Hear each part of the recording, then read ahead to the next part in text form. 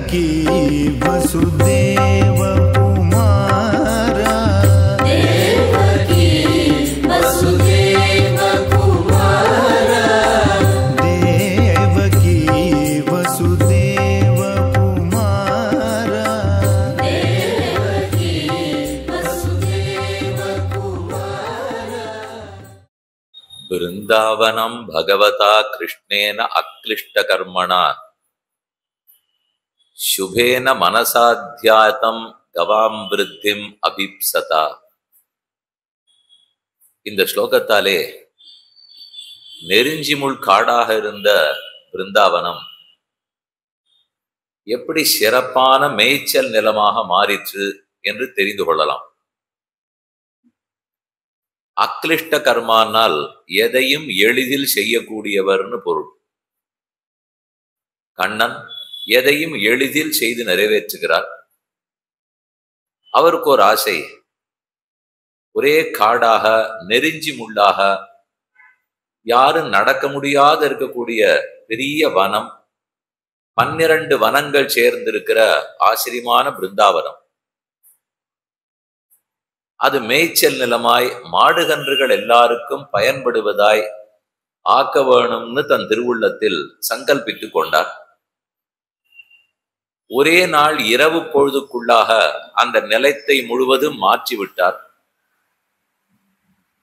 லட்சக்கணக்கான பசுக்களும் கன்றுகளும் ஆனந்தமான மேய்ந்தன என்று கேள்விப்படுகிறோம். அதைத்தான் ஸ்ரீ விஷ்ணு புராணத்தில் பராசர மகர்ஷியும், அதே போல பாகவத புராணத்தில் சுகாச்சாரியரும் வெகு ஆச்சரியமாக விவரித்துள்ளனர். கண்ணன் அவதாரம்னு சொல்லும்போது அவர் செய்த ஒவ்வொரு விளையாட்டிலிருந்தும் உள்ளூர சில அர்த்தங்களை நாம் தெரிந்து கொள்ளலாம். மேலோட்டமாக பார்த்தால் ஒரு திருவிளையாடலாக இருக்கும். ஆனால் உள்புகுந்து பார்த்தால் நம்முடைய ஆச்சாரியர்கள் நிறைய அர்த்தங்களை அருளி செய்திருப்பார்கள். இந்த விஷயம் இப்ப சொன்னது முள்ளுக்காடாக இருந்த நிலத்தை மேய்ச்சல் நிலமாக மாற்றினான்கிறதுலேருந்து என்ன தெரிந்து கொள்கிறோம்? நம்ம மனமெல்லாம் பக்தி இல்லாமல் இரும்பு போலே மரத்தை போலே விருவி கிடக்கும். இதை பத்தி ஆழ்வாரே சாதிக்கும் போது, இரும்பு போல் வலிய நெஞ்சம் இறையிற யுருகும் வண்ணம் சுரும்பமர் சோழ சூழ்ந்த அரங்கமா கோயில் கொண்ட கரும்பு என்ன அரங்கநாதனை பத்தி கூறுகிறார். இந்த நெஞ்சு இரும்பு போல இருக்கிறது, அல்லது மரத்தை போலே பட்டு கிடக்கிறது. அதுல எப்படி தண்ணீர் வார்த்து உழுது செப்பனிட்டு நல்ல விதை நிலமாக விளை நிலமாக மாற்ற வேண்டும். அதை மாற்ற வேணும்னு பெருமாள் சங்கல்பம் எடுத்துக் கொள்ளுகிறார். முள்ளுக்காட போல இருந்த மேய்ச்சல் நிலமாக மாற்றினா போலே நாம் உள்ளமெல்லாம் பக்தி இல்லாமல் அப்படியே பாளம் பாளமாக வெடித்து கிடக்க இரும்பு போல் இருக்க, அதை பகவானே நன்கு அனுபவிப்பதற்காக விளைநிலமாக மாற்றி கொள்ளுகிறார். அவருடைய சங்கல்பத்தாலே நமக்கு இந்த நன்மை நடக்கிறது என்றுதான் இந்த விஷயத்துக்கே அர்த்தம். பிருந்தாவனம் பகவதா கிருஷ்ணேன அக்லிஷ்ட கர்மணா சுபேன மனசாத்தியாதம். அவர் திருவுள்ளத்தாலே இது சுபமான மேய்ச்சல் நிலமாக ஆகட்டும் என்று சங்கல்பித்தார். அதை போல நம்ம பத்தியும் இவனுடைய உள்ள சுபமான நிலமா இருக்கட்டும், எல்லா நல்லதும் விளையட்டும், பக்தி எப்போதும் நிலைத்திருக்கட்டும் என்று அவர் சங்கல்பிக்க வேண்டும். அவர் எப்போதுமே சங்கல்பிப்பதற்கு தயாராகத்தான் உள்ளார். அவரிடத்தில் குறையில்லை. ஆனால் அந்த சங்கல்பத்தை ஏற்றுக்கொள்ளுவதற்கு நாம் தயாராக இருக்க வேண்டும். மழை கொட்டும், ஆனால் கடலில் கொட்டினால் யாருக்கும் லாபம் இல்லை. நிலத்திலும் ஜலத்திலும் கொட்டினால், ஜலத்துல கொட்டினா பிரயோஜனப்படாது, நிலத்துல கொட்டினால் அதுவும் விளை நிலமாக இருந்தால் தான் பயன்படும். இது மழையின் பேரில் குற்றமில்லை. எப்போதும் கொட்டுவதற்கு தயாராக இருந்தாலும் பெற்றுக்கொள்ளுவதற்கு ஆள் தயாராக வர வேண்டுமே. அதை போல பகவான் எப்போதும் அனுக்கிரகத்தை பொழிவதற்கு தயாராக இருந்தாலும் பெற்றுக்கொள்ளுவதற்கு நாம் செல்ல வேண்டும். நல்ல வேளை, மாடு கன்றுகள் எல்லாம் எக்காரணத்தும் கொண்டு கண்ணனை விட்டே விலகாது. அது என்ன, கண்ணனுக்கு அத்தனை தூரம் மாடுகளிடத்தில் விருப்பம். இன்னைக்கு தான் நாம வளர்ந்த கோபாலன்னு 2வது நாள் பார்க்க வேண்டும். பிறந்த வாசுதேவன்கிறத நேத்திக்கு பார்த்துட்டோம். வசுதேவர் தம்மகனாய் தோத்தித்தது முதலா, அதிலிருந்து தான் சேட்டிதமெல்லாம் ஆரம்பம். அவர் அவதாரமே ஒரு சிறப்பு. அவதரித்தார்னு பார்த்து மூச்சு விடுவதற்குள், அந்த ஆச்சரியம் அடங்குவதற்குள்ளே அவர் வளர்ந்தது அதை காட்டிலும் சிறப்பு. அதைத்தான் கண்ணனே கீதையில் சொல்லும்போது, ஜன்ம கர்மச்ச மே திவ்யம் ஏவம் யோவேத்தி தத்வதா த்யக்வாதேகம் புனர்ஜன்மனைதி மாமேதி சோர்ஜுனான். நான் பிறந்தேன் என்றும் வளர்ந்தேன் என்றும் அதன் உண்மையை யார் அறிந்து நன்கு அனுபவிக்கிறானோ அவன் திரும்ப பிறப்பதே இல்லை, பிறப்பதே இல்லை. தேகத்தை இந்த பிறவியிலேயே விட்டு விடுகிறான். மறுபடியும் ஒரு புது தேகத்தை அவன் அடைவதில்லை. கிருஷ்ண சாயுஜ்யம்னு கொண்டாடப்படுகிற கண்ணன் கடல்களையே அடைந்து விடுகிறான். ஆனா அதுல அர்ஜுனனுக்கு கண்ணன் சொல்லும்போது ஏவம் யோவேத்தி தத்வதகான்னு சேர்த்து சொல்றார். அது ஒரு சிறப்பு. தத்வதகான்னா உண்மையாக யார் அறிகிறானோ, அவர் பொய் பேசினாலும் அது பொய்யல்லன்னு உண்மையா தெரிஞ்சுக்கணும். அவர் திருடினாலும் இது திருட்டே ஆகாதுன்னு அறிந்து கொள்ள வேண்டும். இந்த ஆத்மா ஒவ்வொருத்தரும் கண்ணனுடையதாக இருக்க, நான் அதை அவரதில்லை என்னது என்னது நினைத்து கொண்டிருப்பது திருட்டா, அல்லது அவரத அவர் தன்னதுன்னு சொல்லுவது திருட்டா? இந்த ஆத்மா அவரது, அது என்னதுன்னு அவர் சொல்லுகிறார். நான் ஒத்துக்கொள்ளாவிட்டால் அதுதான் திருட்டு. இந்த பொருள் ஒத்துறது, நான் எடுத்து வச்சுட்டேன், இதை என்னது என்னதுன்னு சொல்றேன். இப்ப திருட்டு யாருது? என்னது. அவருடைய பொருளை நான் வைத்துக் கொண்டிருந்தால் திருட்ட என்னது? அதே போல் ஆத்மாக்கள் எல்லாம் பகவானுடைய சொத்தாக இருக்க, இல்ல ஆத்மா சுதந்திரன், நான் எனக்கேயாக இருக்கிறேன், என் நன்மையை நான் தேடிக்கொள்ளுவேன், நான் தான் என் பாட்டுக்கு வழி, இதெல்லாம் பேசிக் கொண்டிருந்தால் உண்மையில் நான் தான் திருடன். ஆனா பேர் வாங்கிட்டது யாரு? அவர்தான் திருடன்னு பேர் வாங்கி கொண்டு விட்டார். தன்னதுன்னு சொன்னது இவ்வளவு பெரிய குற்றமா? எல்லா பொருளும் தன்னது, வெண்ணையும் தன்னது, பாலதும் தள்ளது. அத்தனை கோபிகா ஸ்திரீகளும் கோபகுமாரர்களும் தன்னுடையவர்கள். அத தன்னுடையதுன்னு அவர் கீதையிலையும் சொல்றார். சின்ன வயசு சிறுபிள்ளையார் கட்சியும் சொன்னார். அத ஊரெல்லாம் திருடன் திருடன்னு சொல்றார்கள். உண்மையில் நாம் என்னோ திருடர்கள். அவர் திருட்டு கொடுத்தவர், அவர்தான் திருட்ட கொடுத்துட்டவர். உயர்ந்த சொத்தான ஜீவாத்மாவையே தன்னதுன்னு சொல்லியிருந்தவர் நாம எடுத்துன்னு போகிறச்சே கூட சரி தானே வரட்டும் என்று தானே எதிர்பார்த்து கொண்டிருக்கிறார். இந்த உண்மை தெரிய வேண்டும். கண்ணன் திருடன்னு மட்டும் பார்த்தா போறாது, அவர் பொய் சொன்னார்னு மட்டும் பார்த்தால் போறாது. பொய் சொன்னார்னா உண்மைதான் சொன்னார்னு அர்த்தம், திருடினார்னா தன் பொருளை எடுத்து கொண்டார்னு தான் பொருள். இந்த உண்மை யார் தெரிந்து அனுபவிக்கிறானோ, ஆனந்தமாக கண்ணீருகுத்து கேட்கிறானோ, அவன் திரும்ப பிறப்பதே இல்லை. அவன் பிறந்ததும் சரி, வளர்ந்ததும் சரி. ஜன்ம கர்மச்ச மே திவ்யம். மே திவ்யம்னால் திவ்யமான ஜென்ம, திவ்யமான கர்மா. திவ்யம்னா ஆச்சரியமான, அப்ராகிருதமான, சிறப்பானான்னு வைத்துக் கொள்க. ஹா அப்படின்னு பாக்குறவங்க ஹாஹா அப்படின்னு சொல்றதுதான் திவ்யமான. திவ்யமான ஜென்மம்னால் அவர் பிறந்தான்னு சொல்லும் போதே ஹாஹாங்கிறாப்புலதான் நமக்கு தோன்றது. அவர் வளர்ந்தார்னு சொல்லும் போதும் என்னமா வளர்ந்தார் அப்படின்னு வாயை பிளந்து கொண்டு கேட்கிறோம். இதுதான் திவ்ய ஜென்ம, திவ்ய கர்ம. திவ்யமான ஜென்மம், திவ்யமான கர்மம். இத கண்ணன் சொல்லிவிட்டார்.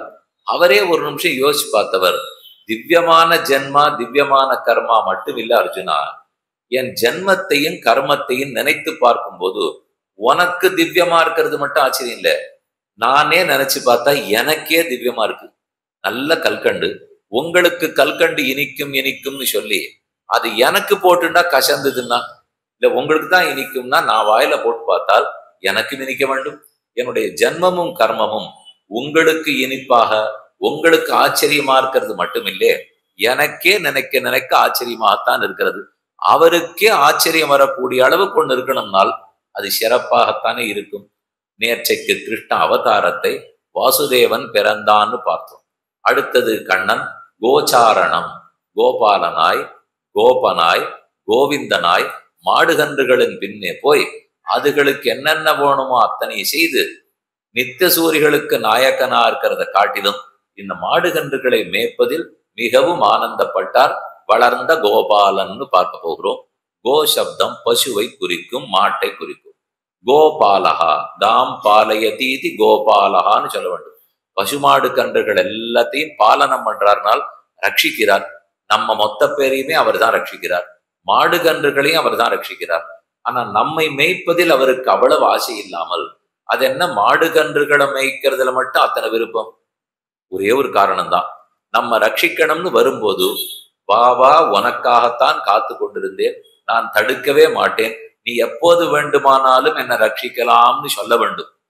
ஆனா அப்படி சொல்லுகிறோமான்னு பார்த்தால் நமக்கு இருக்கிற அபிமானம், அகங்காரம், இதனாலே இல்லை, என்னை ரட்சிப்பதை நான் பார்த்து கொள்ளுகிறேன், என்னால் எப்ப முடியாதுன்னு தோணுகிறதோ அப்போது நீ வந்தால் போதும். இது மனிதனுடைய இயற்கை. நம்மால் ஆன மட்டும் பார்ப்போம். இது ஏன் இப்படி ஆகிறது என்றால், நமக்கு அடிப்படையிலேருந்தே என்ன சொல்லி கொடுத்திருப்பார்கள்? வாத்தியார் நன்னா திருத்தினார்னால் மதிப்பெண்கள் நிறைய வரும் அப்படின்னு சொல்லியிருக்கார்களா? நீ நன்றாக படித்து பரீட்சை எழுதினால் மதிப்பெண்கள் நன்றாக வரும்னு சொல்லுவார்களா? என் பேர்ல தான் யாருமே பொறுப்பை வைப்பார்கள். சின்ன வயசுல இருந்தே எல்லாத்துக்கும் பொறுப்பு நீதான், நீதான், நீ நிறைய படிக்க வேண்டும், நீ ஆழமாக படிக்க வேண்டும், நீ ஒழுக்கத்தோடு இருக்க வேண்டும், மொத்த பொறுப்பு என்னிடத்துல விட்டே தானே எனக்கு பழக்கம். அது மெதுவா எனக்குள்ள ஒரு உறுதியை ஏற்படுத்துகிறது, நம்பிக்கையை விளைக்கிறது, கூடவே ஒரு துளி அகங்காரத்தை ஏற்படுத்தாம போகாது. ஏன்னா இது நான் தான் பொறுப்பு, நான் தான் பொறுப்புன்னு சொல்லிட்டு இருக்கிறச்சே, ஆமா நான் தான் ஆகிவிட்டதே, அப்ப கடவுள் மேல பாரத்தை போட்டு பண்ண வேண்டாமானால், ஒருத்தருக்கு உடம்பு சரியில்லைன்னு சொன்னால் பகவான் ரட்சிப்பார், மருத்துவமனைக்கு கூட்டி போக வேண்டாம்ங்கிற நிலைமையிலயா இருக்கும்? அப்படி இல்லை. அதை பார்த்த உடனே தப்பா புரிஞ்சுடுவோம். நான் படிக்கவே வேண்டாம், பரீட்சை எழுதினா ஆஞ்சநேய சுவாமியை பிரதட்சணம் பண்ணிட்டேனால் அவர் எனக்கு மதிப்பெண்கள் போட்டு விடுவார். இப்படிங்கிறது இல்லை. இது இல்லைன்னு எனக்கு தெரியும். ஆனா இல்லைன்னு சொன்னால் அகங்காரம் வந்துடும். இருக்குன்னு சொன்னா பொறுப்பை எடுத்துக்க மாட்டான். இந்த ரெண்டுத்துக்குள்ள எது வேணும்னு பார்ப்போம். ஆமாமா, அவர் தான் எல்லாத்தையும் செய்விக்கிறார், அவர் தான் ஆட்டுவிக்கிறார், நீ வெறும் கையில இருக்கிற பொம்மலாட்ட பொம்மை, இப்படி நான் திரும்ப திரும்ப சொன்னா அப்ப என்ன தோன்றிடும்? அப்ப தப்போ சரியோ என்னை எதற்கு கேள்வி கேட்கிறீர்கள்? அவர் தானே பொறுப்பு, எல்லா பொறுப்பையும் அவரே ஏத்துக்கிட்டோம். என் புண்ணியத்தையும் அவரே செய்ய தூண்டினார், என் பாவத்தையும் அவரே செய்ய தூண்டினார், ஆகவே என்னிடம் கேட்க வேண்டாம்னு பொறுப்பு துரத்தல் அங்கங்க போடுறா பாருங்க. பொறுப்பு துரத்தல். எல்லா நாடகத்தையும் காமிச்சுட்டு சொல்ற தப்பெல்லாம் சொல்லிட்டு முதல்ல ஒரு அட்டையை மட்டும் போட்டுடுவோம், இது எங்கள் பொறுப்பே இல்லை. அப்ப யாருடைய பொறுப்பு? பார்க்கிறவனுடைய பொறுப்புன்னு அர்த்தம். ஆகவே நம்ம பொறுத்த வரைக்கும் பொறுப்பு துரத்தல். நான் இல்லை நான் இல்லைன்னு சொல்லிக்கொண்டே செய்யணும்னால் செய்ய மாட்டார்கள். கண்ணன் கீதையில சொன்னது, கர்மண்யேவாதிகாரஸ்தே மாபலேஷு கதாச்சன மா கர்ம பலஹேதுர்பூ மாதே சங்கஹா அஸ்து அகர்மணி. நீ கர்மத்தை செய்கிறாய் நினைக்காதே, நான் செய்கிறேன் நினைத்துக்கொள். கர்மங்களுக்கு நீ காரணம்னு நினைக்காதே, பலத்தில் ஆசை வைக்காதே, நான் செய்ய சொன்னேங்கிறதுக்கா செய். இது எத்தனை பேருக்கு என்னன்னு தோணும்? அப்படி தோணும் போதே ரெண்டா தோணும். ஒண்ணு இந்த பக்கம் தப்பா போவோம், இல்ல இந்த பக்கம் தப்பா போவோம். அப்படிங்க சொல்லச்சே, ஒண்ணு இந்த பக்கம் தப்பா போவோம், இல்ல அந்த பக்கம் சரியா போவோம்னு சொல்லல. ஒண்ணு இந்த பக்கம் தப்பா போவோம், இல்ல அந்த பக்கம் தப்பா போவோம். ஒரு தப்பு, எல்லா பொறுப்பும் என்னதுதான் ஒத்துக்கிறேன், தப்போ சரியோ என்னது, இதுல கடவுள் எங்கே வந்தார்? அவருக்கு ஒண்ணு இந்த இடத்துல பங்கே இல்லை அப்படின்னு சொல்லிடுவோம். இல்லைன்னால் எல்லா பொறுப்பும் அவருது, என்னை ஆட்டுவிக்கிறதே அவர்தான், ஆகவே என் பாவத்துக்கும் அவர்தான் காரணம் என்று முடிக்கலாம். இப்படி போனாலும் தப்பாகிவிடும், அப்படி போனாலும் தப்பாகிவிடும். இதுலேருந்தும் கொஞ்சம் வேணும், இதுலேருந்தும் கொஞ்சம் வேணும். ஆமாமா, எதுவா இருந்தாலும் அதுக்கு பொறுப்பு நான் தான். பாவமே பண்ணியிருந்தாலும் என்னுடைய தவறான கொள்கையால தான் பாவம் பண்றேன். ஆனா அப்ப பெருமானுக்கு நான் அடங்கியவனே இல்லை, அவருக்கு இதுல பங்கே இல்லையேன்னு சொல்லி விலை கொடலாமான்னு பார்த்தால் இல்லையே. அப்படி நாம் பேசுறதுக்கோ தப்பா நடத்துறதுக்கோ உட்கார்றதுக்கோ நிக்கிறதுக்கோ வேண்டியது உடம்பு, நினைப்பதற்கு சிந்திப்பதற்கு வேண்டியது மனம், பார்ப்பதற்கு வேண்டியது கண்ணு, தப்பா பேசுறதுக்கு வேண்டிய வாய். அவர் தப்பாக பேசினார்னு சொல்ல வேண்டாம், அவர் தப்பா பேச சொன்னார்னு சொல்ல வேண்டாம், பேச தூண்டினார்னு சொல்ல வேண்டாம். ஆனா அவருக்கு ஏதோ ஒரு பங்கு இங்க இருக்கு. நான் தவறாகவோ சரியாகவோ பேசுவதற்குண்டான வாயை கொடுத்தாருங்கிற பங்கு அவருது. நான் தப்பு பண்ணத்துக்கு, அது சரியா பண்ணத்துக்கு நேரம் அவர் பொறுப்பேற்க மாட்டார். ஆனா தப்பா பண்றதுக்கோ சரியா பண்றதுக்கோ ஒரு வாய் வேணுமே, உடம்பு வேணுமே, அதை அவர் கொடுத்திருக்கிறார் இல்லையோ. அப்ப இதுல இருந்து அவர் காரணமாகி விடுகிறார். இந்த ரெண்டையும் சேர்த்து புரிஞ்சுக்கணும். நான் முதல் காரணம், என் கர்மங்கள் சிறப்பு காரணம், அவர் பொது காரணம். எனக்கு மொத்தத்தையுமே கொடுத்தவர் அவருங்கிறதுனால காரணம். நன்னாத்தான் பிள்ளைய வளர்த்தார்கள், இந்த பிள்ளை இந்த பிள்ளை இந்த பிள்ளை, ஒருத்தருக்கு ஒரு பொண்ணு 2 பிள்ளைன்னு வச்சுப்போம். நான் 3 பேரையும் அம்மா ஒன்னாத்தானே பார்ப்பாள், சரியாகத்தானே சோறூட்டி வளர்த்தாள். இவர் ஒருத்தர் நன்னா வளர்ந்திருக்கார், இவர்கள் 2 பேரும் நன்றாக வளரவில்லை. அப்படின்னா யார் காரணம்னால் அம்மா சரியாக வளர்க்கவில்லைன்னு தலையில் கட்டிவிட முடியுமா? முடியாது. அவரவர் தான் காரணம். அப்ப அவரவர் காரணம்னு சொல்லிட்டு அம்மா வளர்க்கவே இல்லையானால் அப்படி இல்லை. அம்மா எல்லாரையும் சமமா வளர்த்ததும் உண்மை, மொத்த பேருக்கும் பாலோட்டி சூரோட்டியதும் உண்மை, பள்ளிக்கூடத்துல கொண்டு போய் சேர்த்ததும் உண்மை. அதுக்கப்புறம் அது அவனவனுடைய பாக்கியம், அவனவனுக்கு இருக்கக்கூடிய கர்மங்கள். இந்த உண்மையை நாம தெரிஞ்சுட்டோம்னால் கண்ணன் பண்ண சேட்டித்தன்லாம் நன்கு புலப்பட்டு விடும். அது இல்லாமல் நானே நானே நினைத்து கொண்டிருந்தால் அவர் எப்படி நம்ம ரட்சிப்பதற்காக வருவார்? தேவரீரால படைக்கப்பட்டவன் அடியேன், ஓரளவு தெரிஞ்சதெல்லாம் அடியேனே பண்றேன், ஆனா இதுக்கு மேல எனக்கு ஒண்ணும் தெரியல, உன் திருவடிகளே சரணம், நீ எப்படி நடக்கணும்னு விருப்பப்படுகிறாயோ அதன்படி நடக்கிறேன். இந்த ஏற்பு, இந்த புரிதல் நம்மிடத்தில் வந்து விடுமானால் நாம் அவர் ரட்சிக்க வரும்போது விலக்கவில்லைன்னு அர்த்தமாகும்.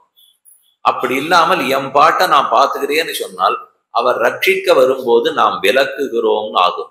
இதைத்தான் துவேஷம் அத்வேஷம்னு 2ஆ சொல்லுவார்கள். அவர் நம்ம காக்கிறேன்னு வரும்போது நிஜமாவே கையை நீட்டி நீ வராதே, ரட்சிக்காதே அப்படின்னு எப்பவாவது நம்ம விலக்கினது ஞாபகம் இருக்கா?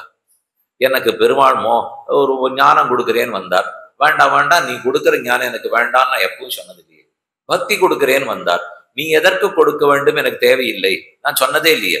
இதை வச்சுன்னு நமக்கு என்ன தோணிக்கொண்டே இருக்கும்னால் அவர் ரட்சிக்க வரும்போது நான் தடுத்ததே இல்லையே, நான் விலக்கினதே இல்லையே, பின்னீர் எதற்கு விலக்கக்கூடாதுன்னு சொல்லுகிறீர்னு கேட்கணும்னு தோணும். உண்மைதான்.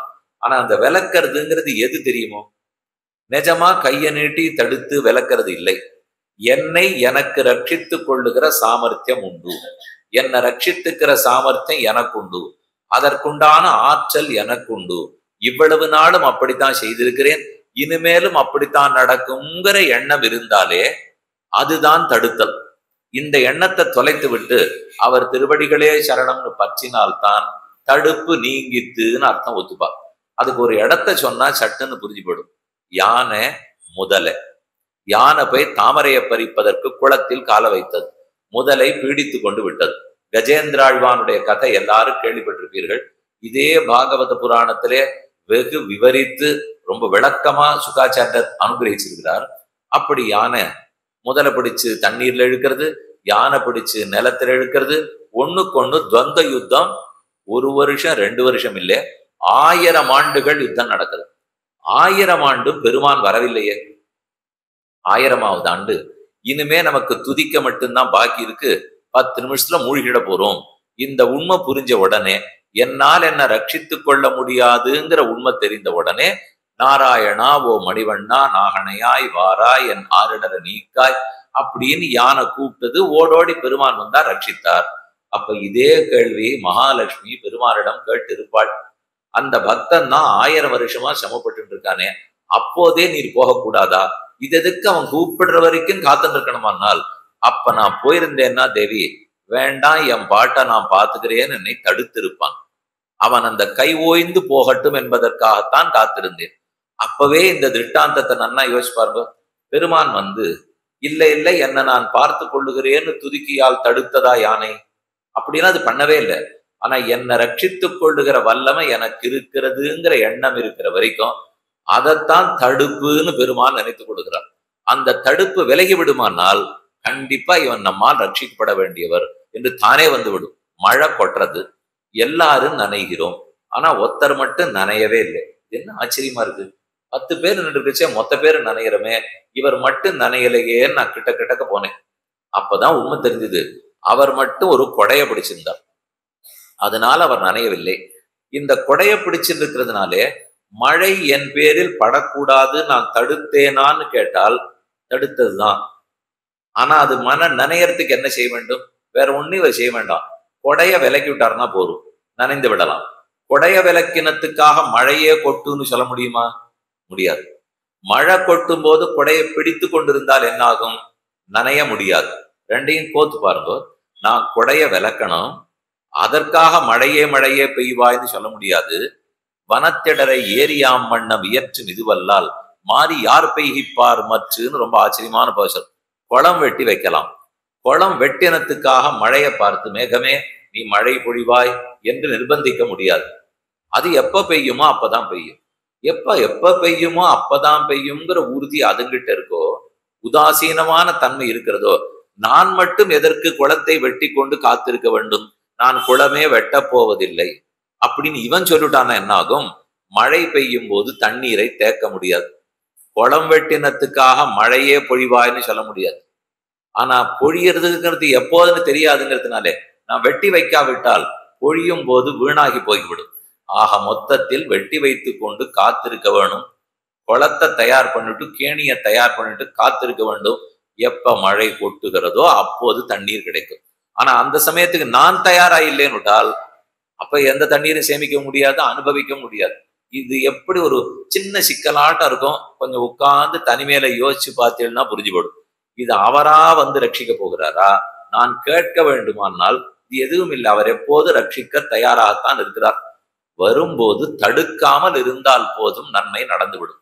மாடு கன்றுகளிடத்துல கண்ணனுக்கு இத்தனை ஆசை ஏன்னால், நீ என் பின்னாடி வா, எங்களை நீ மேய்த்து கொடு, எங்களிடத்துல பால் கறந்து கொடு, எங்களோட எப்பவும் பழகு. இதெல்லாம் ஒண்ணுமே மாடும் கேட்டதில்லை, கண்ணுக்குட்டியும் கேட்டதில்லை. நமக்கெல்லாம் அதை கேட்கிற ஆச்சரியம் வேற, சக்தி வேற உண்டு. நம்ம வேணும்னா பெருமானை பார்த்து தேவரீர் தான் ரட்சிக்க வேண்டும்னு சொல்ல முடியுமே. கறவ மாடுகளால ரட்சிக்க வேண்டும்னு சொல்லக்கூட முடியாது. வாயே பேச தெரியாத, எதுவுமே பண்ண தெரியாத மாடுகளின் பின்னே கோபாலன் ஏன் சென்றார்? இப்ப மன்னார்குடிக்கு சேவைக்கு போனோம்னா ராஜகோபால சுவாமி ரொம்ப ஆச்சரியமா எழுந்துள்ளிருக்கிறார். தேரெழுந்தூர் ஆ மருவி அப்பன்னு பெருமாள் திருநாமம். கோசகன் கோசகன்னு கொண்டாடுவார்கள். ஆ மருவி அப்பன், ஆனா பசுமாடு, ஆ மருவி மாடுகன்றுகளை விட்டு நகரவே மாட்டார் அப்பன், அவைகளுக்கு ரட்சகனாக இருப்பார். அது ஏன் அதுகள் பின்னாடி போனார்? என் பின்னாடி வரவில்லையே, மாட்டின் பின்னாடி போகிறாரே என்ன அவர்களிடத்தில் பார்த்தார்னால், பின்னாடி போகும்போது வராதேன்னு தடுக்காது. நான் என் பின்னாடி கண்ணன் வந்தால் நீ வராதே, என் பாட்டை பார்த்துக்கிறேன்னு தடுத்திருக்கேனே. நம்ம வீட்டுல பெருமாள் எழுந்தோடி இருக்கிறார். வீட்டுல நடக்கிற எல்லாமே அவரால் நடந்ததுன்னு நம்ம ஒரு நாளைக்கு எத்தனை தானே நினைப்போம்? அநேகமா மறந்தே போடும். காத்தால பூஜை பண்ணணும், சாயங்காலம் பூஜை பண்ணணும். சுவாமி அது தெளிச்சு கோலம் போட்டு பூச்சாத்துறதே பெரிய சமாச்சாரமா இருக்கு. இதுக்கு மேல நான் கிளம்பி போனா அவரால தான், உட்கார்ந்தா அவரால தான், லாபம் வந்தா அவரால தான், எதுவா இருந்தாலும் அவரால தான் அப்படிலாம் நினைக்க மாட்டோம். பிள்ளை 100க்கு 100 கணக்கு பாடத்துல வாழ்ந்து வந்துட்டான் அப்படின்னு ஒண்ணு யாரிடத்திலையும் பேசாமல் நேர பெருமாள் சன்னதிக்கு வந்து முதல்ல விழுந்து தண்டம் சமர்ப்பித்து நமஸ்கரித்து, நீ தான் 100க்கு 100 கொடுத்தே, நம்மில் எத்தனை பேர் சொல்லிக் கொடுவோம்? அப்பாட்ட சொல்லணும், அம்மாட்ட சொல்லணும், தாத்தா பாட்டி இடத்துல சொல்லிக் கொள்ள வேண்டும். பேட்டி எடுக்கிறதுக்கு யாரான வந்தா அவர்களுக்கு வேற சொல்லணும். எல்லாம் சொல்லுவோமே தவிர அடுத்த நிமிஷம் வீட்டுல இருக்கிற ஒன்னாலதான் இது நடந்ததுங்கிற எண்ணம் வருமானால் அது வந்துடுத்துன்னா கண்ணனுக்கு நம்ம பேர்ல ரொம்ப ஆசை வருகிறது. இவன் உண்மையே தெரிஞ்சுனுட்டான். இவனுக்கு கொடுத்த சரீரத்தை, வாக்கை, கண்ணை எல்லாத்தையும் சரியாக பயன்படுத்தினான். அதனால இப்போது நான் சொன்னபடி நடந்ததாகிறதுன்னு அவர் திருப்தி ஏற்படுகிறது. இந்த சமாச்சாரம் மாடு கன்றுகளிடத்துல அவருக்கு கஷ்டமே இல்லை. அவர் பின்னாடி போகும்போது வராதேன்னு தடுக்கலையோ இல்லையோ.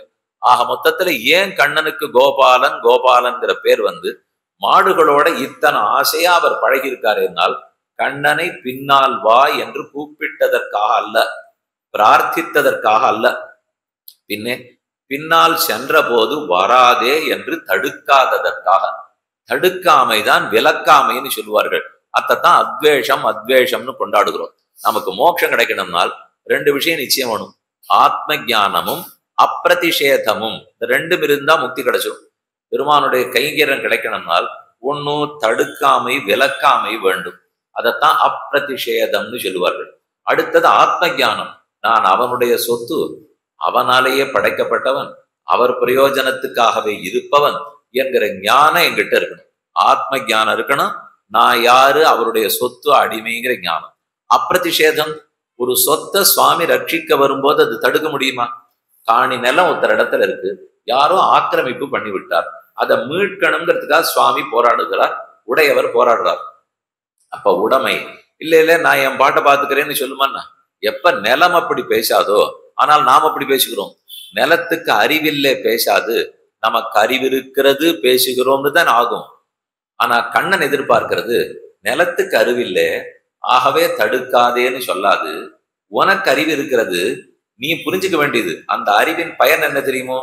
எப்படி மாடுகளும் நிலம் நீச்சும் தடுக்காதேன்னு சொல்லுகிறதோ அதை போல் அறிவுள்ள நான் என் அறிவாலே நீ வருவதை நான் தடுக்க மாட்டேன்னு சொல்ல வேண்டும். அதுதான் உனக்கு அறிவுன்னு பெருமான் எதிர்பார்க்கிறார். நாம அந்த அறிவு இருக்கிறதுன்னு தெரிஞ்ச உடனே தடுக்கிறது அறிவுன்னு நினைச்சுடுறோம். அவர் ரட்சிக்க வரும்போது தடுக்க மாட்டேன்னு இருக்கிறது அறிவு. ஏன் தடுக்க மாட்டீர்னால் அவரால் படைக்கப்பட்டு அவரால் காக்கப்படும் எல்லாம் அவரையே காரணமாக கொண்டிருக்கிற நான் போய் எப்படி செய்வேன்? கண்ணன் மாடுகளிடத்துல என்ன பார்த்தார்னால் விலக்காமை, தடுக்காமை. இதுதான் அவருக்கு ரொம்ப பிடிச்சிருக்கிறது. அதனால வைகுந்தநாதனா ஸ்ரீவைகுண்டத்துல உட்கார்ந்திருப்பதை விட பூலோகத்தில் மாடுகன்றுகளின் பின்னே போவதை அவர் ரொம்பவே விரும்பினார். திவத்திலும் பசினரமே புவத்தி செங்கனிவாயங்கள் ஆயர்பேவேன்னு நம்மாழ்வாருடைய கோச்சரம். திவத்திலும்னால் வைகுந்தத்தில் நித்த சூரிகளுக்கு நாயகனாக இருப்பதை விட பசு நிறை மேய்ப்பு உவத்தி மாடுகன்றுகளை ரட்சித்து ரொம்ப ஆனந்தப்படுகிறீர், திருப்தியாக இருக்கிறீர். கன்று மேய்த்து இனிதுகழ்ந்த காளாயன்னும்னு திருவங்கியாழ்வார் பாசம். வளர்ந்த மாட்டை ரட்சிக்கிறத விட சின்ன கண்ணுக்குட்டி பின்னாடி போறதுன்னு அவருக்கு ரொம்பவே ஆசையாம். கன்று மேய்த்து இனிதுகந்த காளாய். மாடுகளை ரட்சித்தார்னா உகப்பார், கன்றுகளை ரட்சித்தா இனிதுகப்பார். உகப்புன்னு சொல்றதை விட இனிதுகப்புக்கு ஏற்றம் தானே. அது எதனாலே? மாட்டின் பின்னே ஏன் போனார்னு கேட்டா அதுதான் விளக்காதுன்னு அர்த்தம் பார்த்துட்டோம்.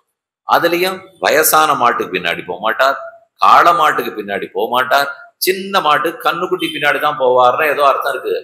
காள மாடா இருந்தா நான் தான் காளைன்ற ஒரு அகங்காரம் அதுக்கு வந்துடும். வயசான மாடா இருந்ததுனால் அதுக்கு கொஞ்சம் ஞானம் வந்து ஒண்ணு காள மாட்டை எதிர்பார்க்க ஆரம்பிச்சிரும், அல்லது இடையனை எதிர்பார்க்க ஆரம்பிச்சிடும். கண்ணுக்குட்டியா இருந்தால் ஒண்ணுமே தெரியாது, கண்ணன் தான் ரக்ஷகன்னு உறுதியோடு இருக்கும். இப்படி இருக்கிறவர் தான் அவர் பிடிக்கிறது. அதனாலதான் சிறு பெண்களை கண்ணனுக்கு பிடிக்கிறது. ஆண்களை கண்டாலும் அவருக்கு ஆகாது, வயசான பெண்களை கண்டாலும் ஆகாது. ஏன்னா ஆணா இருந்தா என்னை தானே ரட்சிக்கிறேன்னு சொல்லுவார், வயசான பெண்ணா இருந்தா கைப்பிடித்த கணவன் ரட்சகன்னு சொல்லுவார், சின்ன பெண்ணா இருந்தா யாரையும் நம்ப மாட்டான், கண்ணனை மட்டும்தான் நம்புவாள். அதனால் அவளையே பிடிக்கும் போல இருக்கிறது. இன்னைக்கு நாம பார்க்க வேண்டியது வளர்ந்த கோபாலன். ஆனா பிறந்த கண்ணன் தொட்டில் இருக்காருன்னு நேற்றுக்கு ராத்திரி பார்த்து முடிச்சிருக்கோம். இன்னும் தொட்டில் இருந்தவர் இறங்கணும், நீஞ்சணும், தவழணும், தளர்நடை நடக்க வேண்டும், ஓட ஆரம்பிக்கணும். குழந்தைக்கு கைகால் முளைச்சாத்தானே வம்பே. அது வரைக்கும் ஒரு இடத்துல படுக்க விட்டுட்டு அம்மா என்ன காரியம்னா பார்த்துட்டு இருக்கலாம். மிஞ்சி போச்சுன்னா தூக்கிக்கோ தூக்கிக்கோன்னு சத்தம் போடும். அதுக்கு மேல அதுக்கு ஒன்றும் பண்ண தெரியாது. கைகால் முளைச்சு நடக்க ஆரம்பிச்சுடுத்துன்னா வெச்ச இடத்துல ஒண்ணு இருக்காது, யாரும் தூங்க முடியாது, சாப்பிட முடியாது, ஒண்ணு பண்ண முடியாது. இவரையே பார்த்து கொண்டிருக்க வேண்டும்னால் அது இந்த குழந்தை பண்றது இருக்கட்டும். பகவானுக்கு எப்பவுமே அந்த எண்ணம் உண்டு. உலகத்தையே நான் தான் ரட்சிக்கிறதுனாலே எல்லாருக்கும் அந்தராத்மாவாக இருக்கிறபடியால் மொத்த பேரு என்னையே நினைச்சுட்டு இருக்கணுங்கிற எண்ணம் அவருக்கு இருக்கு. அந்த எண்ணம் குழந்தைகளிடத்துலயும் இருக்கும். அதனாலதான் நம்ம ஒப்பிட்டு குழந்தையும் தெய்வமும் ஒன்று ஒன்றுன்னு சொல்லிட்டு இருக்கோம். ரெண்டு பேருக்கும் ஒரு ஆசை, என்னையே எல்லாரும் பார்க்கணும். கொஞ்சம் நாம அந்த 6 மாசம் 1 வயசு குழந்தைய விட்டுட்டு திருப்பி யார்கிட்டயானு பேச போனோம்னால் 5 நிமிஷத்துக்குள்ள பேசி முடித்து விட்டு வருகிறோமான்னு காத்து கொண்டிருக்கும். அதுக்கு மேல நம்ம இன்னொருத்தரோட பேசிட்டு இருக்கோம்னா ஓங்கி ஒரு சத்தம் வைத்ததனால் அப்புறம் யாரிடத்துலயுமே பேச மாட்டோம், திரும்பி வந்துடுவோம். ஆனா இந்த குழந்தைய சந்தோஷமா சொல்லிப்போம். என்னுடைய பேரனுக்கோ பேத்திக்கோ நான் எப்ப பார்த்தாலும் அது பக்கத்திலே 4 பேர் உட்காந்துருக்கணும். வீட்டுல நாங்க இருக்கிறதே 4 பேர். இந்த 1 வயசு குழந்தை எப்படி 4 பேரை வேலை வாங்குறான்னு தெரியல. நான் வேலைக்கு போற இடத்துல 40 பேரை நான் வேலைக்கு வச்சிருக்கேன். ஆனா இந்த ஒண்ணு நம்ம 4 பேரை வேலைக்கு வாங்குறதே ஒரே காரணம், என்னையே பார்க்க வேண்டும், என்னையே பார்க்க வேண்டும். இந்த குழந்தைக்கு நமக்கும் சம்பந்தம் 50 ஆண்டுகள், அதுக்கு மேல யாருக்கு பெரிய சம்பந்தம். ஆனா பகவானுக்கு நமக்கும் இருக்கிற சம்பந்தம் அனாதி காலமான அனந்தமாக இருக்கக்கூடிய சம்பந்தம். அப்படி இருந்துச்சு அவர் தன்னையே பார்க்கணும்னு நினைக்கிறதுல என்ன தவறு? இந்த குழந்தை எப்படி நினைக்கிறதோ அப்படித்தான் பகவான் நினைக்கிறார். குழந்தைகளிடத்துல ஓரளவு பூர்த்தி பண்ணிடுறோம், பெருமானிடத்தில் அதே மாதிரி நடந்துக்கணுங்கிற எண்ணத்தை வளர்த்து கொள்ள வேண்டும். தொட்டிலில் கண்ணன் கிடந்தான், மாணிக்கங்கட்டி வைரமிடகட்டி ஆணிப்பொன்னால் செய்த வண்ணச் சிறு தொட்டில் பேணி உனக்கு பிரமன் விடுதந்தான் மாணிக்குரலனே தாலேலோ வையமளந்தானே தாலேலோ. இப்படி அப்படியே மெதுவா தொட்டில் ஆட ஆரம்பிக்கிறது. இந்த தொட்டிலாட கம்சனின் உயிர் ஊசலாட தொடங்கி அவனுக்கு பயம். அங்க இருக்கிற அசுர சக்திகள் எல்லாத்தையும் ஒன்னா கூப்பிடுறான். விஷ்ணு தான் உலகத்தில் இருக்கிற தர்மத்துக்கெல்லாம் அடிப்படையாக காணப்படுகிறார். எங்கும் வேதத்தை ஓத விட வேண்டாம், எங்கும் தர்ம காரியங்களை நடக்க விடாதீர்கள், எந்த இடத்துலையும் யாக யஜ்யங்கள்லாம் பண்றதுக்கு அனுமதிக்கவே வேண்டாம் என்று எல்லாரையும் கூப்பிட்டு மூலம் கி விஷ்ணுர் தேவானாம் எத்திர தர்மஹ சனாதனஹ தஸ்ய ச பிரம்ம கோவிப்ராஹ தபோ யஜ்ஞாஹ சதக்ஷிணாஹ தபஸ்வினோ யஜ்ஞசீலான் காஷ்ச ஹன்மே ஹவிர்துகாஹ. பசுமாடு கன்றுகள் இருந்தால் அதை ரட்சிக்க கூடாது. எங்கேயாவது ரிஷிகள்லாம் யாகம் பண்ணி கொண்டிருந்தால் தடுத்து விடுங்கள். தர்ம காரியம் எங்க நடந்தாலும் விட வேண்டாம். நமக்கு ஒரே குறிக்கோள் கண்ணன். அவன் அக்கறையில் வளர்ந்து வருகிறான்.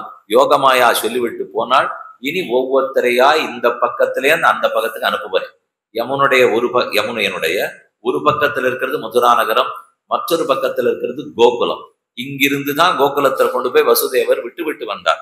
அடுத்த சர்க்கத்தில் ரொம்ப ஆச்சரியமா அத்தியாயத்துல சொல்றார், ஜாத கர்மா நாமகரணம். கண்ணன் பிறந்த உடனே பண்ண வேண்டிய முதல் சம்ஸ்காரம் ஜாத கர்மா. நமக்கு எல்லாருக்கும் பண்ணணும். பிரசவ அறையில அந்த நாள் நடக்கும். இப்ப எல்லாமே மருத்துவமனையில நடக்கிறது. அன்னைக்கு வீட்லயே நடக்கும். ஒரு திரை போட்டிருப்பார். திரைக்கு அந்த பக்கத்துல குழந்தையும் தாயும் இருப்பார்கள். திரைக்கு இந்த பக்கத்துல பெத்த தகப்பன் இருந்து திரைக்கு அடிவழியா கையை விட்டு அந்த பெண்மணியினுடைய பெற்ற வயிறு, அந்த வயத்துல உதரம் தொப்புளுக்கு பக்கத்துல கை வச்சிருந்து மந்திரத்தை சொல்லி ஜாதகர்மா பண்ணணும். அதுல இருந்து இவனுக்கு பிரதம சம்ஸ்காரம் ஆரம்பம். அதுக்கப்புறம் நாமகரணம். அப்புறம் எப்ப கொண்டு வாசல்ல சந்திரனை காட்டணும், எப்ப சூரியனை காட்டணும், எப்ப அத்தியனத்துக்கு தயார் பண்ணணும், எப்ப கர்ணவேதனம் காது எப்ப குத்தணும், இது ஒவ்வொன்றா 16 சம்ஸ்காரங்கள் சொல்லி இருக்கிறார்கள். அதெல்லாம் ரொம்ப சுருக்கினுட்டோம். நன்னா பண்ணியிருந்தா நன்னா இருந்திருப்போமா இருக்கும். இருக்கட்டும், இந்த கலியுகத்துக்கு ஏதோ செய்து கொண்டு இருக்கிறோம் இல்லையோ, அது பண்றோம் பண்ணல, நாம கர்மம் நன்னா இருந்தா நடந்துடும்னு சொல்லிட வேண்டாம். பண்றோம் வாஸ்தவம், நம்ம கர்மத்தின்படிதான் நமக்கு வாழ்க்கை அமைய போறது. இருந்தாலும் அதுல வரக்கூடிய கொஞ்சம் சின்ன சின்ன ஆபத்துகள் எல்லாம் இதை போல நற்செயல்களை செய்யறதுனால பாதிப்பை நிச்சயமாக குறைக்கலாம். இவ்வளவு பெருசு விளக்கு போட்டிருக்கு, அந்த விளக்கு பளிச்சுன்னு வேண்டாம் நிறுத்திட்டு ஒரு நாள் இருட்டா போடும். அப்ப அதுக்கு ஒரு சின்ன காகிதத்தை விட்டுட்டு ஒரு நாள் கொஞ்சம் வெளிச்சத்தை குறைச்சு அனுப்பாதா? வெப்பத்தை குறைக்கும் இல்லையோ, கொதிக்க விட்டுட்டோம். அப்படியே தலையில கொட்டிட்டோம்னா வெந்நீர் கொதிக்கிறது. கொஞ்சம் தண்ணீரை சேர்த்து விழாவி ஆத்தினோம்னா இன்னும் கொஞ்சம் சுலபமா இருக்கும். அதை போலத்தான் இந்த கர்மங்கள் எல்லாம், இந்த சம்ஸ்காரங்கள் எல்லாம் பண்ண பண்ண அதனுடைய பாதிப்பு, அதனுடைய தாக்கம் கண்டிப்பா நம்ம இடத்துல குறையும். அதை புரிந்து கொண்டு நம்மால் இயன்றவரை செய்ய வேண்டும். ஜாத கர்மா முடிஞ்சது. அப்போதுதான் கம்சன் கூப்பிட்டு, பூதனா, நீ முதலில் இக்கரையிலிருந்து அக்கறைக்கு போ, உன்னுடைய முலைப்பாலில் விஷத்தை ஊட்டி கொண்டு போ, நீ பெற்ற தாய் பால் கொடுக்கிறா போலே போய் கண்ணனுக்கு விஷப்பாலை கொடுத்து அவனை கொன்றுவிடு. இதுதான் முதல்ல வந்தவள். முதலில் வந்த அசுர பெண்மணி பூதனா. கடைசியில வந்த அசுரன் குதிரை வடிவத்துல வந்த கேசின்னு பேர். இது நடந்தது பிறந்த அன்னைக்கு, போன அன்னைக்கு. இதுல இருந்து கடைசியா 10 ஆண்டுகள் வரை 10 வயசான வரைக்கும் கண்ணன் பாதி கோகுலத்துல இருந்தார், பாதி நந்த கிராமம்ங்கிற இடத்துல இருந்தார். இன்னைக்கு நீங்க கோகுலத்தை சேவிக்க போனால் பிறந்த ஊர் மதுரா நகரம். மதுரா நாம நகரி புண்ணியா பாபஹரி சுபான்னு சொல்லுவார்கள். பாபத்தெல்லாம் தொலைச்சிடும், புண்ணியத்தை எல்லாம் கொடுக்கும், சுபத்தை மங்களங்களை எல்லாம் கொடுக்கும் மதுரா அப்படின்னு அது ஊருக்கு பேர். அது முதல் ஊர், ஜென்மபூமி. அப்புறம் இக்கரையில இருந்து அக்கறைக்கு போன கோகுலம், அது 2வது சேவிச்சுக்கணும். 5 வயசானப்புறம் மாறி போன நந்த கிராமம், அது இன்னும் கொஞ்சம் பெரிய கண்ணம், அங்க சேவிச்சுக்கணும். இதுக்கு நடுவுல பிருந்தாவனம், கோவர்தனம், காமியவனம், இன்னும் 3 இடம்.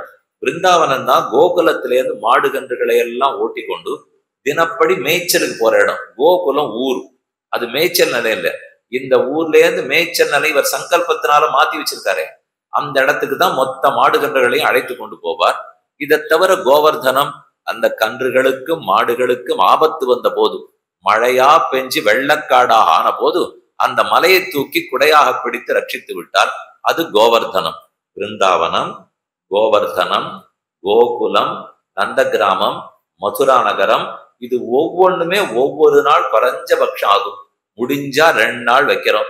நம்ம போயிட்டு வர வேகத்துல யாத்திரை போறோம்னு 1.5 நாள் மொத்தம். இந்த 1.5 நாளைக்குள்ள ஒண்ணுமே தெரிஞ்சுக்க முடியாது. என்னென்ன அத்தியாயத்துல எப்படியெல்லாம் சுக்காச்சாரியர் சொல்லியிருக்கார், அந்தந்த இடத்துல நடந்த சேட்டித்தத்துக்கு ஆழ்வாருடைய பாசரங்கள் எப்படி இருக்கு, இதெல்லாத்தையும் அங்கங்க உட்கார்ந்து அனுபவித்தால் ஓரளவுக்கு நமக்கு நினைவில் இருக்கும். இதெல்லாம் அப்படியே நெஜந்தாங்கிறதும் புரியும்.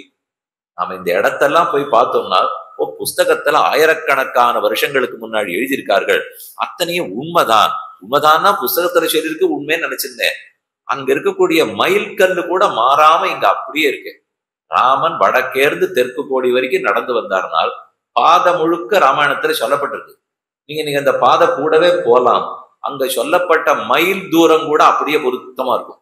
இடது பக்கம் திரும்புதுன்னா இருக்கும், வலது பக்கம்னா இருக்கும். எப்படிப்பட்ட காடு அன்னைக்கு இருந்துன்னு சொல்லியிருக்கார்களோ அதே போல இருக்கும். இன்னைக்கு பிருந்தாவனம் அப்படித்தான். இது தவிர காமியவனம்னு ஒண்ணும், சில சிறப்பான விளையாட்டுகளை எல்லாம் அந்த காமியவனத்துல பண்ணார். அது மட்டும் ராஜஸ்தானுடைய எல்லைக்குள்ள இருக்கு.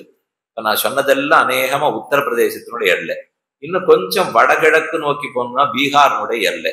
இது மொத்த இடத்தையும் சேர்ந்ததுதான் பிரஜபூமி. பிரஜபூமின்னு பேர். பிரஜபூமி தான் பிருந்தாவனம் பூமி. அது ஒரு பக்கத்துல ராஜஸ்தான எல்லை, நடுவுல உத்தரப்பிரதேசத்துல நிறைய இருக்கும். சற்று வடகிழக்கே போனால் பீகார். இதனுடைய மொத்த இடம் ரொம்ப ஆச்சரியமான பூமி. அவ்விடத்துல அவசியம் போய் சேவிக்கக்கூடிய பாக்கியம் எல்லாருக்கும் கிடைக்கட்டும்னு பிரார்த்திக்கிறேன். பூத்தனா வந்தாள். சா கேச்சர் ஏகதோபேத்திய பூத்தனா நந்த கோகுலம் யோஷித்வா மாயையாத்மானம் பிராபிஷத்து காமச்சாரிணி. இவள் தான் முதல்ல உள்ள வந்தவர். கண்ணனை எப்படியாவது விஷப்பால கொடுத்து அழிச்சுடலாம். மற்ற குழந்தைகளை இந்த விஷம் கொல்லக்கூடாது, கண்ணனை கொல்லாம விடக்கூடாது இப்படின்னு சங்கல்பித்து கொண்டு தாய் உருவமாகவே எடுத்துக்கொண்டு ஒரு அழகான இடைப்பெண்மணியை போல வேஷமிட்டு கொண்டு பாட்டெல்லாம் பாடிண்டு அபிநயம் எல்லாம் பிடிச்சுன்னு ஊருக்குள் வருகிறாள். யாருக்கும் அவளை பார்த்து சந்தேகிக்கவே தோணல. கண்ணன் சின்ன குழந்தை. இப்பதான் அவருக்கு பால் கொடுத்து முடித்து விட்டு, அவள் பெரிய குடும்பத்து பெண்மணி இல்லையா, ஊருக்கே தலைவியாச்சே யசோதை. அதனால நம்ம மாடுகன்றுகள் எல்லாம் பார்க்கணும், இடையர்கள்லாம் என்ன பண்றா பார்க்கணும், கறக்கணும், கடையணும், வெண்ணெய் திரட்டணும். இதுக்கு அவளுக்கு ரொம்ப வேலை இருந்துதான். குழந்தைய கீழே விட்டுட்டு பக்கத்துல பொம்மை சாமான்கள் எல்லாத்தையும் வச்சுட்டு தான் போயிட்டு வருவோன்னு போகிறார். அந்த சமயத்துலதான் பூத்தனா வந்தாள். குழந்தை எடுத்து தன் மடியில் கிடத்தினாள். எதுன்னு அவளுக்கு புரியல. அவன் நினைச்சது நாம குழந்தையை கொன்று விட போகிறோம் என்று. ஒரு பெரிய நாகப்பாம்பு சத்தமில்லாத போறதுக்காக அதை எடுத்து நம்ம மடியில வச்சிருந்து சின்னதா நாகப்பாம்பு அழகா இருக்கேன்னு தட்டிட்டு இருந்தா என்ன ஆகும்னு அடுத்த நிமிஷம் நாம தட்டப்பட்டு விழுந்து விடுவோம். அதுதான் ஆகும். அதை போல இந்த குழந்தை யாருன்னே தெரியாம இடுப்புல தூக்கி வச்சிருந்தா குழந்தைக்கு பால் கொடுக்க முற்பட்டால் தாம் தீக்ஷ்ண சித்தாம் அதிவாம செட்டிதாம் வீக்ஷாந்தரா கோஷ பரிச்சதா சிவது தஸ்மின் ஸ்தனம் துர்ஜர வீரியம் உல்பணம் கோராங்க மாதாய சிசோர் ததாவத காடம் கராபியாம் பகவான் பிரபீட்ய தது பிராணைஹி சமம் ரோஷ சமன்விதோபிபது. அவளும் ஆசையா கொடுத்தாள். கண்ணனும் மாட்டேன், நீ விஷப்பால் கொண்டு வந்திருக்கிறாய், சாப்பிட மாட்டேன்லாம் தடுத்து தள்ளவே இல்லை. எப்பவும் சாப்பிட்றத காட்டிலும் ரொம்ப பசி இருக்கிற பிள்ளைகள் எவ்வளவு வேகமா உரிச்சு இழுக்குமோ அதை போல ரொம்ப வேகமா பிடிச்சு இழுத்தாராம்.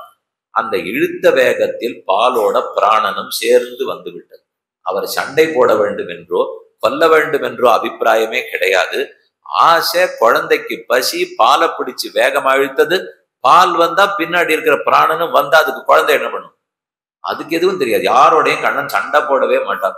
இத்தனை பேர் அழிச்சிருக்காரு. ஆனானப்பட்ட மகாபாரத யுத்தத்துல அவர் சண்டைக்கே வரலையே. நான் தேர்க்கடிவாளத்தை பிடிச்சுக்கிறேன்னுச்சுன்னா உன் சமத்து நீ சண்டை போட்டுக்கோ. ஆனா மொத்த சண்டையும் பாரத போற நடத்தினதே கண்ணன் தான் எல்லாரும் கொண்டாடிட்டு இருக்கோம். அவர் சக்கராயுதத்தையே தொடலையே. கண்ணன் வில்லு அம்பு வச்சுன்னு சண்டை போட்டோ, கத்திய உருவி கண்டு சண்டை போட்டோ, கதைய கையில வச்சுன்னு சண்டை போட்டோ எந்த நாடகத்திலேயாவது நீங்க பாத்திருக்கீங்களா? எல்லாம் பலராமன் இடத்துல பார்ப்போம். அவர் பெருசு. இவர் அழகுக்கு அப்படியே எல்லாரும் புகைப்படத்துக்கு காட்டுவாடோ இல்லையோ அதை போல சங்க சக்கரத்தை பிடிச்சுன்னு அவர் காட்டிட்டு இருக்கலாமே தவிர எப்பவாவது அதை உபயோகப்படுத்தி இருக்காரா? அதை வச்சு சண்டையெல்லாம் போடுவாரா? போட்டதே இல்லை. மாடு ஓட்டி தெரியும், குதிரை ஓட்டி தெரியும், கண்ணுக்குட்டிகள் எல்லாம் தெரியும். எப்பவா சண்டை போட்டிருக்காரா? இல்லை. ஆனா இல்லாவிட்டாலும் அவரைத்தான் கொன்றார்னு சொல்லி கொண்டிருக்கிறோம் என்னால் அவர் தானா சண்டையிட மாட்டார். ஆனா இயற்கையா உயிர் போகும்படிக்கு ஏற்பாடு பண்ணிடுவார். நான் நடுவில் நிற்கிறேன், 2 பேர் என்னை மோதி கொல்லணும்னு வருகிறார்கள். நான் 2 பேரோடையும் சண்டை போட்டு ஜெயிக்கணுமா, அல்லது ரொம்ப சாமர்த்தியமா நகர்ந்துட்டு 2 பேரையும் மோத விட்டு உயிரை வாங்கிடணுமா? 2வது தெரிஞ்சா நான் சாமர்த்தியக்கார சண்டைக்காரன்னு அர்த்தம். ஒத்தொத்தரையா நானே சண்டை போட்டுன்றதுன்னா கொஞ்சம் அசடுன்னு அர்த்தம். அதனாலதான் ராமனை விட கண்ணனையே ரொம்ப சமத்து சாமர்த்தியம்னு சொல்றோம்னால் இவர் சண்டையே போட மாட்டார். அவர் எதுக்கு எடுத்தாலும் தான் தான் போடணும். தாட்டகா நிரசனத்திலேருந்து ஆரம்பிச்சு மாரீச்சன் சுபாகு 14,000 ராட்சசர்கள், அப்புறம் ராமராவண யுத்தம். எதுலையாவது ராமன் யாரையானு விடுகிறார்? ஒவ்வொன்னு தான் தான் போடணும். எங்கேயாவது கண்ணன் சண்டை போட்டு நீங்க பாத்திருக்கீரா? பார்த்ததே இல்லை. அதனால இது முதல்லயே சண்டை கிடையாது. பூதனை வந்தவள் தானே உயிர் விட்டாள். தஸ்மின் ஸ்தனம் துர்ஜர வீரியமுல்பணம் பிராணி சமம் ரோஷ சமன்விதோ பவது பேச்சு முலையுண்ட பேச்சு விடநஞ்ச முலசுவைத்த மிகுநாரி சிறுகுழவியின் ஆழ்வார் பாசனம். இந்த பாட்டு உங்களுக்கு தெரியும். புள்ளும் சிலம்பினகான் புள்ளரையன் கோயிலின் வெள்ள வெளிசங்கின் பேரரவம் கேட்டிலையோ பிள்ளாய் எழுந்திராய் பேய்முலை நஞ்சு உண்டுன்னு பாட்டு. பேய்முலை, இந்த பேய் வேற ஆறும் அல்ல, நமக்கு தெரிஞ்ச அவித்யாங்கிற அறிவின்மை. அறிவின்மைங்கிற பேய்க்கு 2 குழந்தைகள் இருக்கும். அகங்காரம் மமகாரம்னு 2 அவள்கிட்டேருந்து தான் வரும். எப்படி இந்த பேய்ச்சிக்கு பூதனாவுக்கு 2 மார்புகள், அதில் விஷப்பாலோ அதை போல அவித்யாங்கிற தாய்க்கு 2 மார்புகள், அகங்காரமும் மமகாரமும். அதன் மூலம்தான் விஷமான பால் நம்ம வாழ்க்கையில வந்துட்டே இருக்கும். நமக்கு நடக்கிற பல தவறுகளுக்கும் காரணம் அகங்காரம் மமகாரம். இதே போல் அந்த 2 மார்பகத்திலேருந்து தானே வந்தது. என்ன வந்தது? அங்க விஷப்பால். நமக்கு எத்தனை தப்பா நடக்கிறதோ, தப்பா பேசிட்டோமோ, இதெல்லாம் வரும். இதுதான் உள்ளர்த்தம். இந்த அர்த்தத்தை புரிய வைக்கிறதுக்காகத்தான் பூதனாசம்ஹாரம் ஒன்று கண்ணன் வேகமா பிடிச்சு இழுத்தார். அத்தோட அவருடைய பிராணனும் வந்தது. பேய்முலை நஞ்சுண்டு கள்ளச்சகடம் கலக்கழிய காலோச்சி என்னும் உடலை என்பின் பேச்சு முலையோடு அவள உயிருண்டான் கடல்கள் அவையே சரணாக கொண்ட குருகூர் சடகோபன் ஆழ்வாருடைய பாசனம். உடலை என்பின் பேச்சு முலையோடு அவள் அழிந்தாள். அதுக்கப்புறம் அவ அசுரத்தன்மை வெளிப்பட்டுடுத்தான். அதனால பெரிய சரீரத்தோட தடால்னு கீழே விழறா. குழந்தைக்கு அவ பேட்டாகிறது கூட தெரியாது. இதுதான் அரியாச்சிறு குழவியாச்சே, ரொம்ப சின்ன பிள்ளை, தெரியாது. அவ உடம்பு மேலேயே இப்படி அப்படியும் படுத்துன்னு விளையாடிட்டு இருக்காராம். அவ எவ்வளவு பெருசிருந்தாள்னு சுக்கர சொல்றார். திரிகவ்யூதி எனில் 12 மைல் தூரம். அந்த சரீரம் 12 மைல் தூரம் பெருசா இருந்தோம். அதை யாரும் அப்ப பார்க்கவே இல்லை. யாரும் பார்க்காத சமயம் தானே அவள் எடுத்து பால் கொடுத்தாள். அவ உயிர் படுத்து இப்ப மொத்த பேரும் போய் நம்ம பிருந்தாவனத்துல கோகுலத்துல இவ்வளவு பெரிய உடம்பு கிடக்கிறது, போய் யசோதையை கொண்டு வரா. அவளும் வந்தாள். பார்த்தவளுக்கு முதல்ல பயம். இந்த சின்ன குழந்தை இந்த அசுர பெண்ணனுடைய உடம்புல போய் விளையாடிட்டு இருக்கே, அவளால இவனுக்கு ஏதோ ஆபத்து போல் இருக்கு நினைத்தாள். ஏற்கனவே இந்த பிள்ளை அவளை முடித்தே விட்டான்ங்கிறது அவளுக்கு அப்ப புரியல. அவளுக்கு தாய்ப்பாசம். என்ன வந்துடுமோன்னு பயம். கண்ணனுக்கு ஏதும் வராதுங்கிற எண்ணம் அவ வாழ்க்கையில வந்ததே இல்லை. தான் கண்ணனை ரட்சிக்கணும் தான் கடைசி வரைக்கும் இருந்தாள். அதே போலத்தான் பெரியாழ்வார் பல்லாண்டு பல்லாண்டு பல்லாயிரத்தாண்டுன்னு பாடுறாரே. நாம பெருமான் நன்னா இருக்கணும்னு ஆசீர்வதிக்கணுமா, அவர் நம்ம நீ நன்னா இருந்து ஆசீர்வதிக்கணுமா? ஒரு நல்ல சன்னியாசி சுவாமி, ரொம்ப பெரிய யோகின்னு வச்சுங்களேன், நான் போய் அவரை சேவிச்சு அவர் என்ன ஆசீர்வாதம் பண்ணி ஞானத்தோடு வைராக்கியத்தோடு க்ஷேமமா இருக்கு அப்படின்னு சொன்னா எனக்கு நல்லதா? இல்ல நான் நேரம் அந்த மடத்துல போய் ஆசிரமத்துல நின்றுட்டு எவ்வாறும் நான் உங்களுக்கு ஆசீர்வாதம் பண்ணிட்டு போலான்னு இருக்கேன், சௌக்கியமா இருக்கும், கொஞ்சம் ஞானத்தை வளர்த்துக்கும், இப்படி நான் வேற அவரை பார்த்து சொன்னால் யார சொல்றதுன்னு ஒரு விவஸ்தை இருக்கணுமா இல்லையா? அப்ப பெரியாழ்வார் எதற்கு கண்ணனை பார்த்து பல்லாண்டு பல்லாண்டு பல்லாயிரத்தாண்டுன்னு பாடுறாருனால், ஞானத்தோட பெரியாழ்வார் பாடினால் நீ என்ன ரட்சிக்க வேணும்னு சொல்லுவார். ஆனா ஞானத்தை காட்டிலும் பிரேமம் பக்தி அவருக்கு வளர்ந்துடுத்து, அன்பும் காதலும் மேல் நோக்கி நிற்குமானால் அந்த குழந்தை கண்ணனை நான் தான் ரட்சிக்கணும்னு சொல்லுவார். பொதுவா கடவுள் நம்ம ரட்சிக்க வேணுங்கிறது உண்மை. அவர் தான் ஆசைப்பட்டு வெண்ணையும் பாலும் தயிரும் வேணும்னு கோகுலத்துல பிறந்துட்டாரே. இப்போ அவரை பார்த்து நீயே ரட்சிப்பாய்னால் அது எப்ப முக்கியமா புரிஞ்சுக்கணும்னால் கோவில்களில் தெரிந்து கொள்ள வேண்டும். ஒவ்வொரு கோவில் தோறும் பெருமான் இருக்கிறார், அவர் தானே நம்ம ரட்சிக்கணும்னு. ஆகவே உனக்கு நான் பிரசாதம் சமர்ப்பிக்க போறதில்லை, புஷ்பம் கொன்ற போறதில்லை, பெருக்கி மொழிகி கோலம்லாம் போட போறதில்லை, உன் கதவை பூட்டி வைக்கவே மாட்டேன்.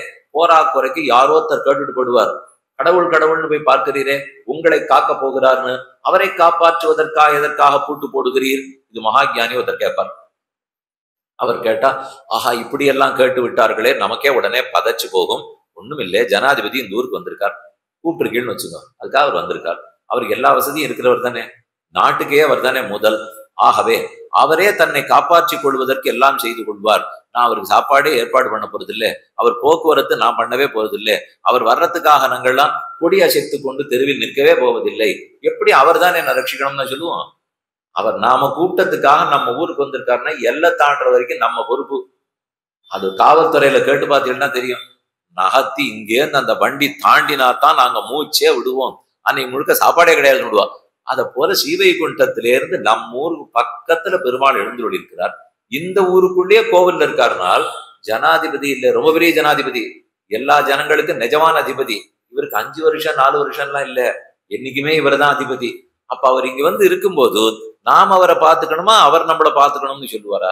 நாம தான் எல்லா ஏற்பாடும் பண்ணணும். நம்ம விருந்தாளியா நம்ம வீட்டுக்கு ஒருத்தர் கூப்பிட்டுருக்கோம்னால் அவர் எத்தனை சக்தி வாய்ந்தவராக இருந்தாலும் ஏற்பாடுகளை அவர் கவனிக்க மாட்டார். நான் தான் கூப்பிட்டாகணும், நான் தான் பதைக்கணும், உடம்பும் கையும் நடுங்கி கொண்டுதான் செய்ய வேண்டும். அவர் அப்படியெல்லாம் ஒன்னும் எதிர்பார்க்கவும் இல்லை. ஏதோ 2 துளசியை கொண்டு சமைச்சியா, 2 பிரசாதத்தை கொடுத்தியா, என்ன வாழ்றதுக்கு 2 வேர்கள்ல முந்திரி வைப்பு ஏதானு ஒண்ணு கிடைக்காதா? பத்திரம் புஷ்பம் பலம் தோயம் யோமே பக்தியா பிரயச்சதி ததகம் பக்தி உபகிருதம் அஷ்டாமி பிரயதாத்மனா. இவ்வளவுதான் அவர் எதிர்பார்ப்பது. பூதனா விஷயத்தில் கண்ணனே அவளை அழித்து விட்டார். ஆனா யசோத பார்த்தவுடன் இவனுக்கு என்ன ஆபத்து வந்துடுமோன்னு அவளுக்கு பயம். ஆச்சரியமா சுகாச்சாரியர் சாதிக்கிறார். ன்யஸ்தம் ன்யஸ்யாத்மன்யத பாலஸ்ய பீஜன்யாசம் அகுர்வத அவ்யாத் அஜஹா அங்கிரி மணிமாம்ஸ்தவ ஜான்வதோரு யஜ்ஞோச்சுதஹ கடிதடம் ஜடரம் ஹயாஸ்யஹ கிருத் கேசவ ததுதர ஈஷ இனஸ்து கண்டம் விஷ்ணுர்புஜம் முகமுருக்கிரம ஈஸ்வரக்கம். இந்த கண்ணனை எந்தெந்த தேவத்தை எங்கெங்கெல்லாம் காப்பாற்றட்டும்னு ஒரு ஸ்லோகம்.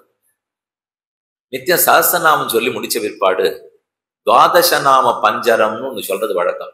புரஸ்தாத் கேசவ பாது சக்ரி ஜாம்பூனத பிரபா அப்படின்னு ஆரம்பிச்சு நம்முடைய முன்னாடி எந்த பெருமாள் ரட்சிக்கணும், நம்ம பின்னாடி யார் ரட்சிக்கணும், வலப்பக்கத்துல யார் ரட்சிக்கணும், பயத்தை யார் ரட்சிக்கணும், நெஞ்சை யார் ரட்சிக்க வேண்டும், இத கவச்சம்னு கூட சொல்லுவா. பஞ்சரம்னா கூண்டு.